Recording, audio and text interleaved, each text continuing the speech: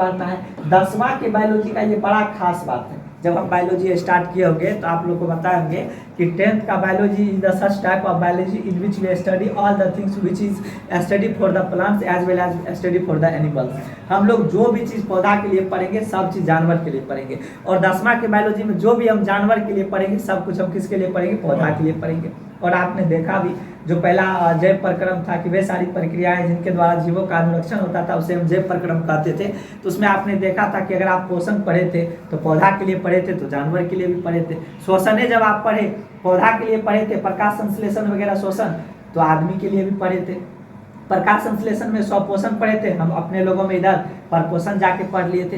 कुल मिला के प्यारे बच्चों परिवहन ही आप पढ़े थे तो उसमें आप जाइलम फ्लोएम पढ़े थे, तो आदमी के शरीर में परिवहन में हृदय पढ़े थे, रक्त पढ़े थे, रक्त परिसंचरण तंत्र पढ़े थे कि नहीं। अगर आप नियंत्रण और समन्वय पढ़े थे, कंट्रोल एंड कोऑर्डिनेशन, तो आप पौधा में पढ़े थे कि रासायनिक नियंत्रण होता है, तो आप जानवर में पढ़े थे जंतु में रासायनिक और तांत्रिकीय दोनों नियंत्रण होता है। कुल मिला के 10वां का बायोलॉजी एक ऐसा बायोलॉजी है इसमें आपको जो चीज जंतु के लिए पढ़ना है वही प्रक्रिया आपको किसके लिए पढ़ना है, पौधा के लिए ही पढ़ना है। इस बात से ये जानकारियां मिलती है कि अगर जनन चक्र है और जन्म देने की प्रक्रिया है तो ये आपको पौधा के बारे में भी पढ़ना है इस चैप्टर में कि पौधा तो आपको उतना इंटरेस्टिंग नहीं होगा, लेकिन आपको पौधा को भी हम इंटरेस्टिंग बना के पढ़ाएंगे। पौधा जब अपने जैसे पौधा बनाएगा तो पौधा सबसे पहले बीज बनाएगा, और बीज कहाँ बनेगा, तो बीज फल के अंदर बनता है, और फल कहाँ बनेगा, तो फल फूल से बनता है।